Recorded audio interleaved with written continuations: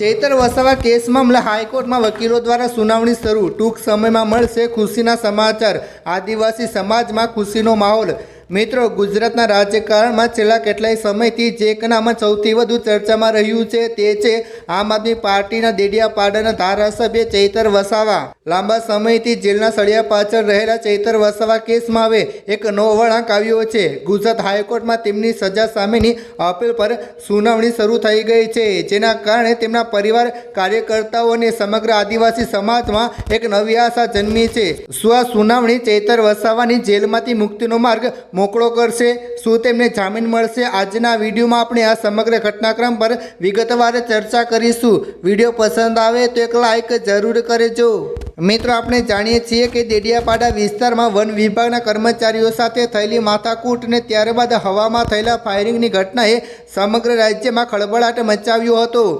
આ કેસમાં ચૈતર વસાવા, તેમના પત્ની શકુંતલા વસાવા સહિત 9 લોકોની ધરપકડ કરવામાં આવી હતી। ટ્રાયલ કોર્ટે આ કેસમાં કડક વલણ અપનાવતા તમામ 9 આરોપીઓને 7 વર્ષની જેલની સજા સંભળાવી હતી। આ ચુકાદા બાદ ચૈતર વસાવાના ધારાસભ્ય પદ પર પણ જોખમ ઊભું થઈ રહ્યું છે, કારણ કે 2 વર્ષથી વધુની સજા મળવાથી જનપ્રતિનિધિત્વ અધિનિયમ મુજબ ધારાસભ્ય પદ રદ થવાની શક્યતા રહેલી હોય છે।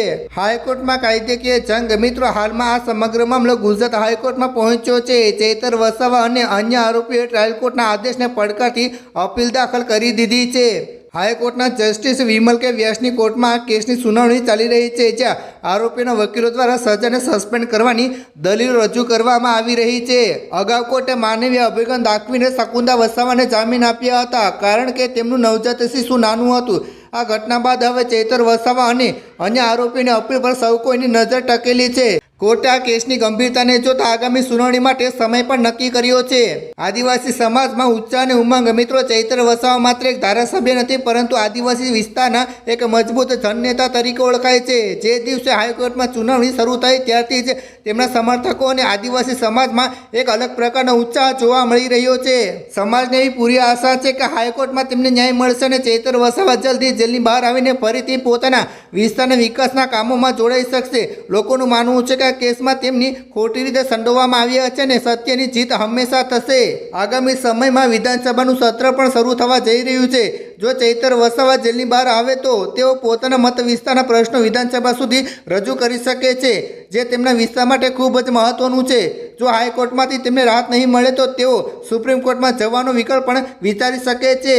આમાં સમગ્ર પ્રક્રિયા માત્ર કાયદેકીય કેસ નથી, પરંતુ ગુજરાતના આદિવાસી રાજકારણની દિશા નક્કી કરનારી એક મહત્વની ઘટના બની રહી છે। અમે સતત આ કેસના દરેક અપડેટ પર નજર રાખી રહ્યા છીએ। આ વિષય પર તમારી શું પ્રતિક્રિયા છે? શું ચૈતર વસાવાને ન્યાય મળશે? હા કે ના લખી નીચે કમેન્ટ જરૂર કરજો અને જેમ બને તેમ આ વિડીયો શેર કરો, વોટ્સઅપ, ફેસબુક ફેલાવી દો, લોકોને દેખાડો, જેથી કરીને બધાને જાણતા કે ખરેખર આ કેસમાં શું રાજકારણ થઈ રહ્યું છે। ધન્યવાદ।